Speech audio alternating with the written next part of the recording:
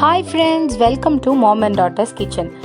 இந்த லாக்டவுனில் குழந்தைங்கள்லாம் ரொம்ப மிஸ் பண்ணுறது கேக் ஷாப் தான். அதுவும் முக்கியமாக சாக்லேட் புட்டிங்கை தான் ரொம்ப மிஸ் பண்ணுறாங்க.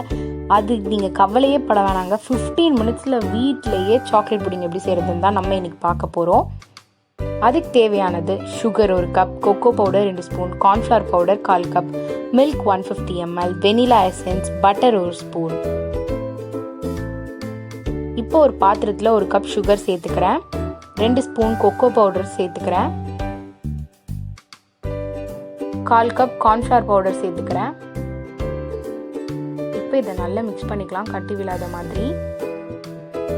சைடில் பார்த்தீங்கன்னா ஒரு 150 ml மில்க் எடுத்துருக்கேன், அதை இப்போ கொஞ்சமாக சேர்த்துக்கிறேன். ஏன்னா நம்ம கொஞ்சமாக தான் சேர்த்துக்கணும். கொஞ்சமாக சேர்த்துட்டு இப்போ நல்லா மிக்ஸ் பண்ணிக்கலாம். பிகாஸ் நம்ம கார்ன்ஃப்ளவர் பவுடர் சேர்த்துக்கிறதுனால கட்டி விழுந்துடும். அதனால தான் ஸ்டவ்வில் வைக்கிறதுக்கு முன்னாடி நல்லா கொஞ்சமாக மிக்ஸ் பண்ணிக்கோங்க.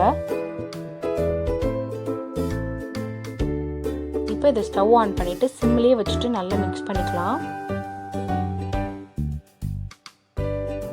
இதில் பார்த்தீங்களா, உங்களுக்கே ஷாக்காக இருக்கும், முட்டையே இல்லாமல் பண்ணிகிட்ருக்கோம் நம்ம. இதில் கொஞ்சமாக பால் சேர்த்துக்கலாம். பிகாஸ் மொத்தமாக சேர்த்துட்டிங்கன்னா உங்களுக்கு கட்டி விழுந்துடும். பிகாஸ் கார்ன்ஃப்ளவர் பவுடர் சேர்த்துருக்கோம் நம்ம முன்னாடியே சொன்ன மாதிரி. கொஞ்சமாக சேர்த்துக்கோங்க. அதாவது ஒரு 150 ml ஃபஸ்ட்டே நம்ம கொஞ்சம் சேர்த்துட்டோம். இப்போ ஒரு 2 ஸ்பூனாக சேர்த்துட்டு நல்லா மிக்ஸ் பண்ணிக்கிட்டே இருங்க. மிக்ஸ் பண்ணுறதை மட்டும் ஸ்டாப் பண்ணிடாதீங்க, மிக்ஸ் பண்ணிக்கிட்டே இருங்க.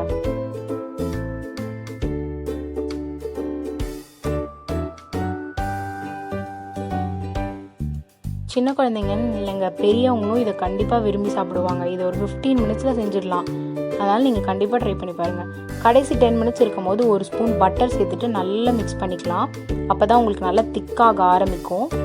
ஸோ அந்த கொஞ்சம் திக்காக ஆரம்பிக்கிற ஸ்டேஜில் நம்ம வந்துட்டு லேஸாக வெனிலா எசன்ஸ் சேர்த்துக்கலாம். நல்லா இப்போ மிக்ஸ் பண்ணிகிட்டே இருங்க. பாருங்கள், நல்லா திக்காகிறது உங்களுக்கு தெரியுதுன்னு நினைக்கிறேன். நல்லா மிக்ஸ் பண்ணிக்கிட்டே இருங்க.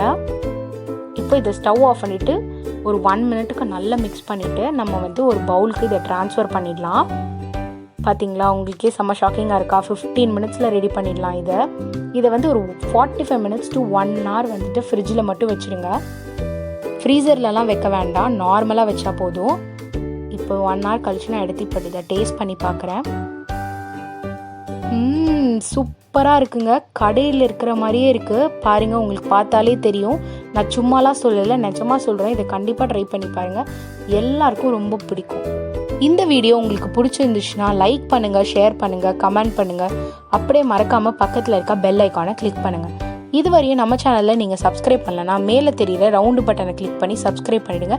வீடியோ எதுவும் பார்க்கலனா லெஃப்ட்டில் தெரிகிற வீடியோவையும் கிளிக் பண்ணி பார்த்துடுங்க. லிங்க் எல்லாம் டிஸ்கிரிப்ஷனில் கொடுத்துருக்கேன். சப்போர்ட் பண்ணுங்கள். தேங்க்யூ.